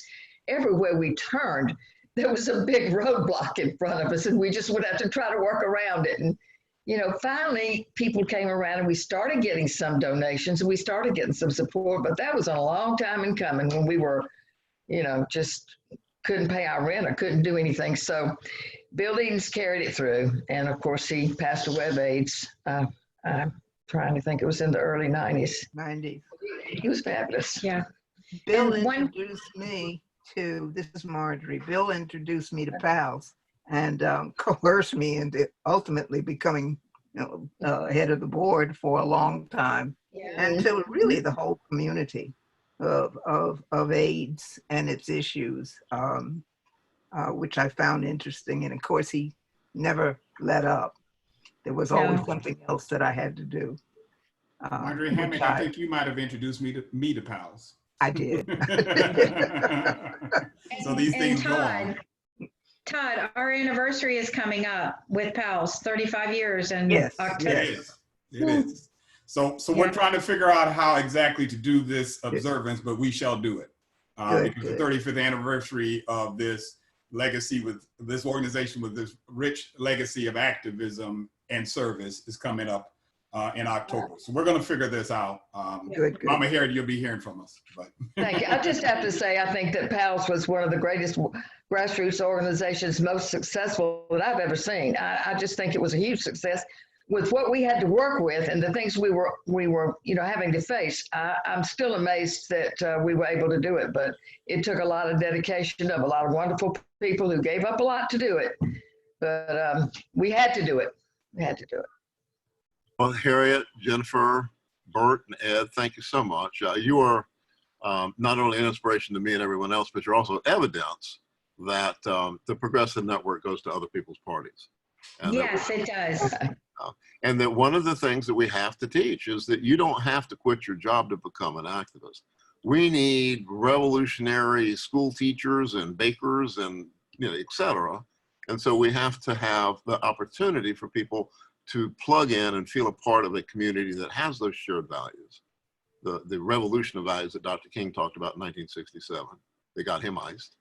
But the Progressive Network has its own building now. We got one for the same reason that Grow did in 1977, was to be able to have a community space where people could come and not go to yet another damn meeting and find out what's going on.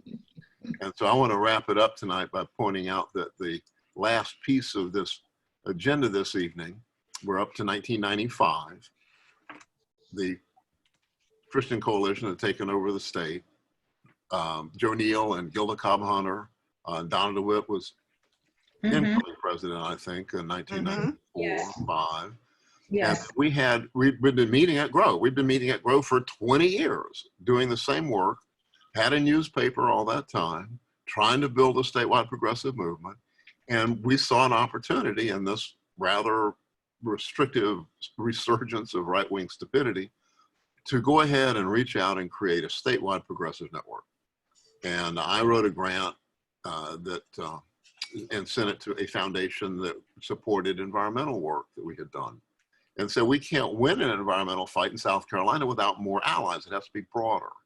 And so we got a $20,000 grant in 1994 to lay the groundwork for a statewide progressive network.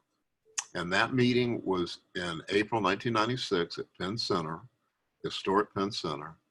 And this is the one that you heard us mention, where the big fights over who's the most oppressed, and do we have gay people, and how wide do we cast the net? And we cast the net wider than we were advised to. And we didn't regret it. Becky wrote a wonderful piece that we'll share, it's somewhere out there, called Casting the Net. And that the Progressive Network, we spent a good deal of time arguing about what to call this small p, small n progressive network that we were trying to create, this statewide progressive network. And at the end, we just gave up and we called it the South Carolina Progressive Network. And I want to welcome all of you to it. And it's got to be yours. You got to feel good about it. You got to feel a role. It makes, it gives you something to do that helps reinforce your feelings and help you express your feelings. And so with that note, Dr. Greene, you got anything to say to wrap this up? Dr. Greene, you still out there? Yeah. No, I don't have anything to add. I mean, I think this has been another wonderful evening for the class. And I hope what folks get out of tonight's discussion is how so many of the topics we've talked about really build upon one another. And that it was especially great to hear from Ed Madden and to hear from Harriet Hancock, because I think getting that perspective of activism on the ground in South Carolina in the last 40 years really gives a sense that so many of these battles are far from being won. We're on the way to trying to win them, but these kinds of actions, whether it's the 70s in Vietnam or anti-nuclear protests, or the 80s in the LGBTQ movement or anti-apartheid and so forth, these struggles are still with us. And one last thing, I just saw an article last night from the Atlantic Monthly that was basically about older African Americans who are dying from the COVID-19 illness. And it made this really good point. We are losing people now who were at the forefront of the civil rights and human rights movements in the 50s and 60s.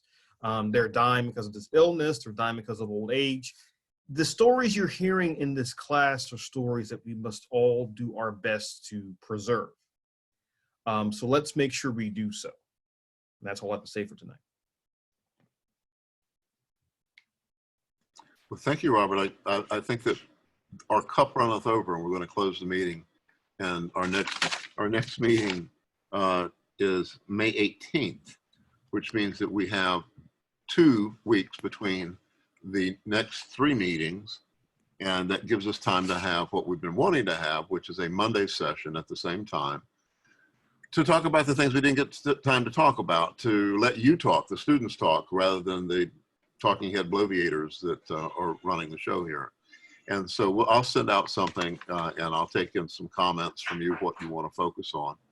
Be a freewheeling discussion next Monday night at 6:30 here at the same channel. So thank you all for coming. Stay tuned. Thank you for having us. Good night. Thank you. Good night. Good night, everyone. Thank you. Thank you, everyone.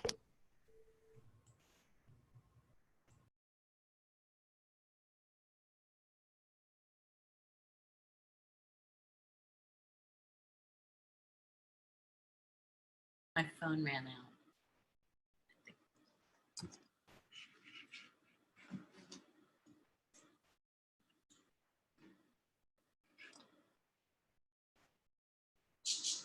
Anita, if you want to hang for a minute, I've got some questions for you.